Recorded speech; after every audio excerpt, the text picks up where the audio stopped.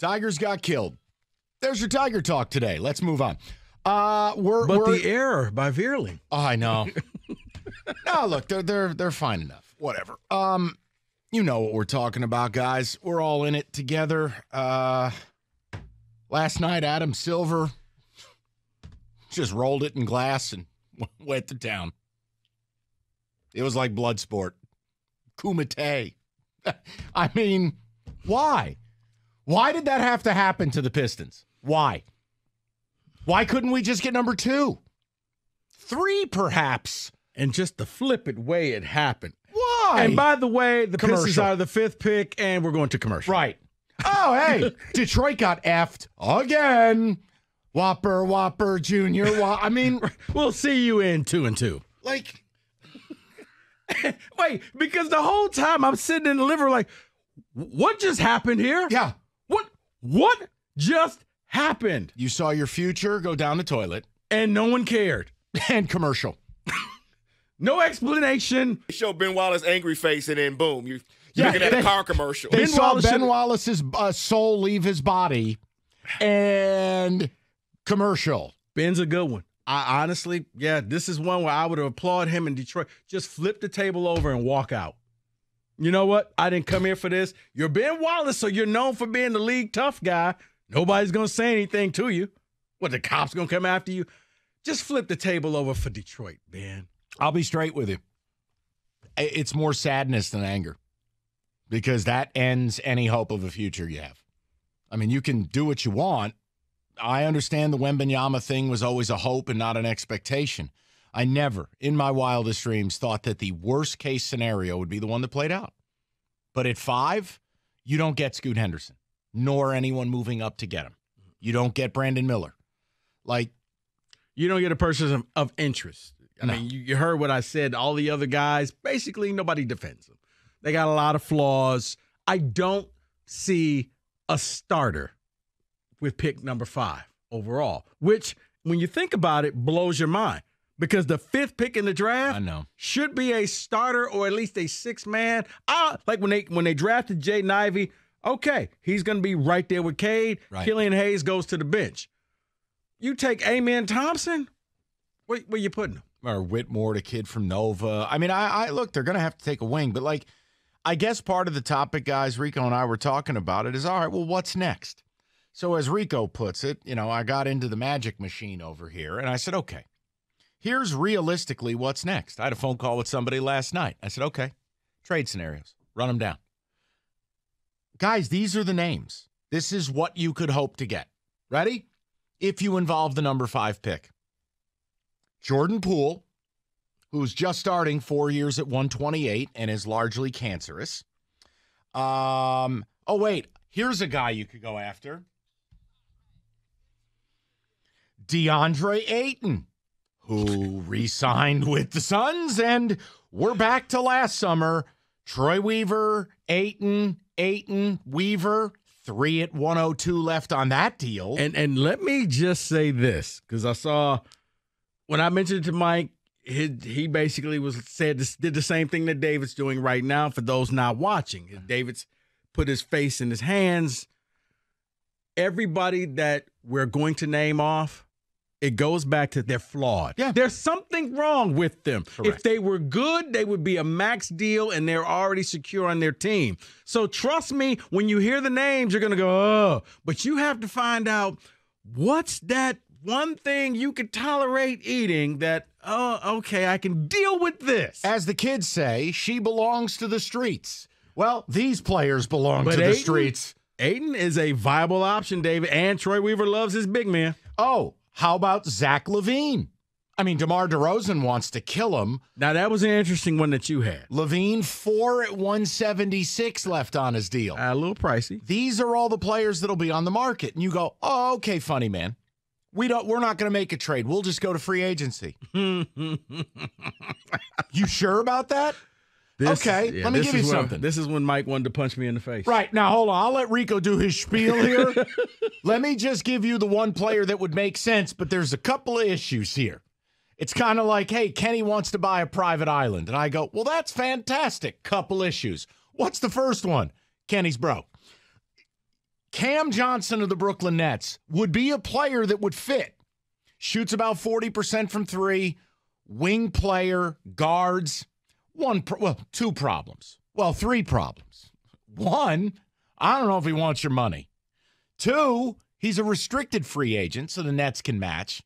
And three, you got to be willing to pay 4 at 100 for a guy who's all right. Yeah. But 4 at 100. Now, the general going rate for an NBA starter, what about 19, 20 million? Yeah. Is that about fair? Yeah. But is that really where you want to go? And again, let's say you do it. Does that move the needle? Does bringing Cam Johnson in move the needle? No. Okay. You would have to bring in Cam Johnson plus somebody else. Well, I'll leave that to you. Here's my point, guys. No, I know what you're going to do, and that's where I'm setting this up, but I'll turn my mic off and just let you do it because I can't be partisan. No, it's just called when you do your homework and you keep checking the math saying, wait, Jesus, this can't be right. Let me try this again. So here's the deal. If you want to deal the number 5 pick, here are some names. Oh, by the way, Ben Simmons, 2 years at 77, if you want to go down that deja vu. They got screwed. And I just feel like I wish I could sell a better picture. I'm not going to do the Sunshine Crew routine here. You call up and try to sell me that all hope is not lost. You live on a different planet. This rebuild just got extended by at least 3 years. At least. And if you land Wembanyama, imagine the tenor of the show today. Now, if you don't get Wembanyama, but you're at 2, imagine the tenor. Even at 3. But to fall to 5? Rico. Not only to fall to 5, but when they show the video of the actual lottery process, the Suns got the first pick. The Spurs got the first pick, followed by the Hornets, followed by the Blazers, followed by the Spurs again.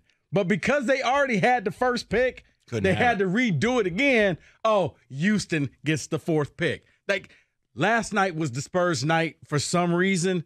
They won lottery twice. They ran 7 scenarios of the lottery. 7.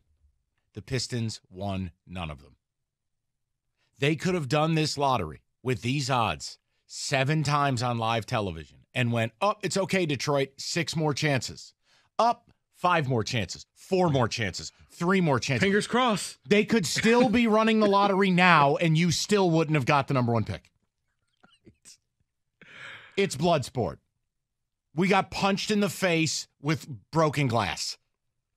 And then to see, and I think it kind of goes for like with Kenny saying Chicago getting the number 1 pick in the NHL.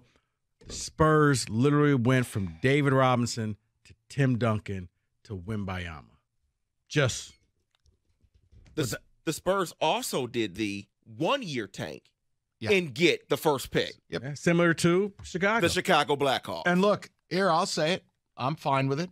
I'm the guy who, other guys at this station make fun of because I embraced the tank while they were busy holding their pom-poms. I will tell you. And that's how they got Tim Duncan. This year, going 16-66 and tanking was a total waste. I'll admit it. I admit it. Yeah, see, here's the total waste. The sad reality was that wasn't a tank. Okay, fair. They were actually trying. That's why I felt so bad. It was because if awful. they went out there and just said, we're not going to play, you know what? Maybe that's just basketball karma. They really tried to win games. Look, Rico, I feel like it just renders them a lifeless franchise. I mean, if you cared and you went through the pain of this year of being 16-66, you got no development from Cade Cunningham, but you said, you know what? It's Wemby time. We'll take a shot. If we don't get him, maybe we can get Scoot. Maybe they get Brandon Miller. To fall to 5. I mean, the league turned around and just ripped a fart in our face. And we're sitting here at 5. What can we sell the listener? I mean, Troy Weaver can do whatever tough guy talk he wants. We don't cry over spilled milk. We'll be excited to pick at 5. Oh, okay. For the rest of us living in the real world, we know you just got effed, and the league didn't buy you dinner. This is not the draft as deep as the LeBron James draft. No. Where 5 was like, okay, there's still a potential Hall of Famer out there. There's the pick at 5 is not a starter. 48 seconds of Kenny Cott.